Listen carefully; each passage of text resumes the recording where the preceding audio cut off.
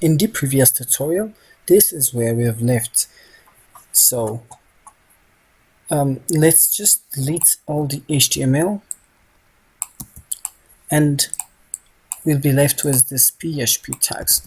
So inside this PHP tags, in this tutorial, in this part of the tutorial series, we will try to see comments and variables, case sensitivity, variable scopes, and some other things. So let's first try to comment this. The first way we can comment is by double slashing, and this is used when we want to use comments in a single line. This is also, or hashtag is also can be used for commenting our code. For example, echo the same way, and for multiple lines we use the slash asterisk slash. Now you write your code inside here. This is as a comment. So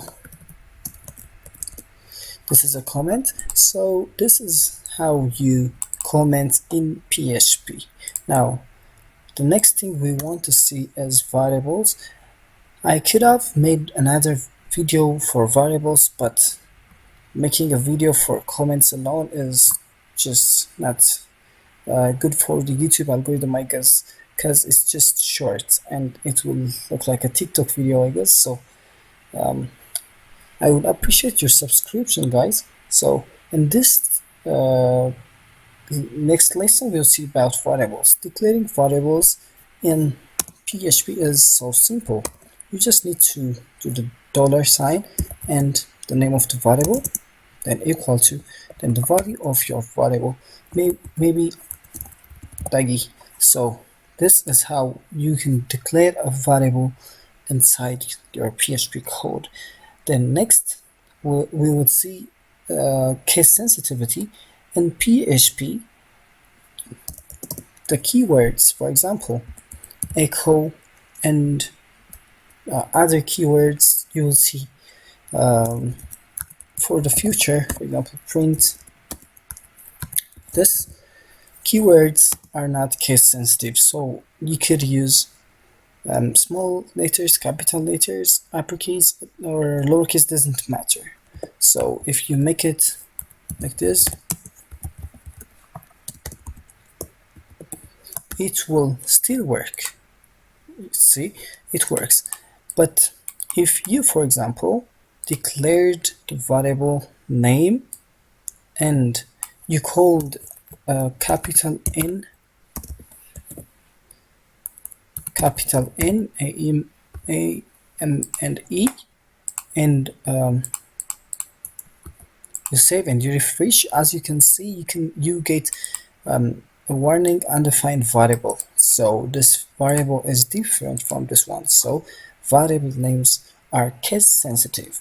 So this is all about case sensitivity in PHP. Remember, it doesn't matter for keywords, it matters for variable names. Then the next is you can use PHP print. So you can use this or echo. They don't have much difference.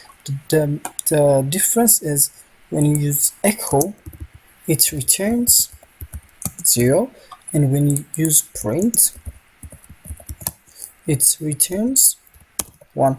So this is the main difference when using print and echo. And the other in this part, the other thing we need to see is the scope of variables. Now we haven't seen what a function is, but we use functions in our code usually. So for example,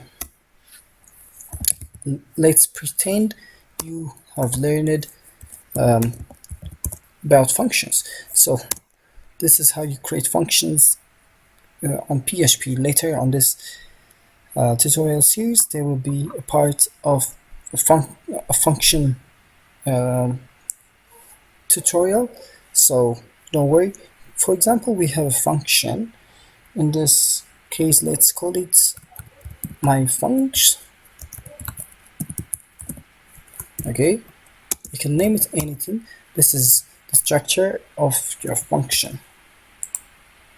Now, in this function, if you, for example, have a variable called name and give it lagi, okay, you have two variables. Now, this variable inside the function is called a local variable. So it's you cannot access it outside. For example, let's say this is username. Then outside the function, you go and, for example, call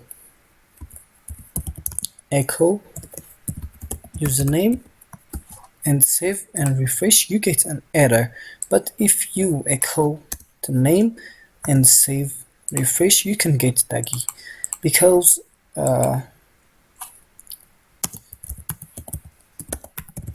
let's just differentiate this two so that it doesn't confuse you.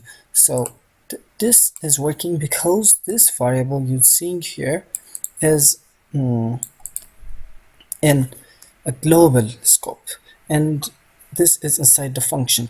And if you run this echo inside this function, echo username, as you remember, this gave us an error. Now if you save and refresh, then of course you need to call the function. So this way it's gonna work, taggy programmer. So there is no error now because you have called this username, which is inside this function. Now if we want to call name, okay, I just wanted to call the name. So name, save and refresh, you get undefined variable again.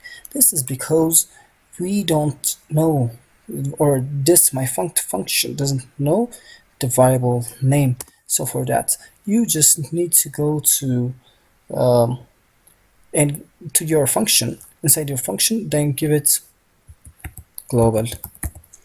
Now this makes your name variable global. Now you refresh, you can get taggy. This is all about the two types of variable scopes, and there is another third type called static variable. Usually after your function finishes, variables will not be there, meaning the variable will be deleted.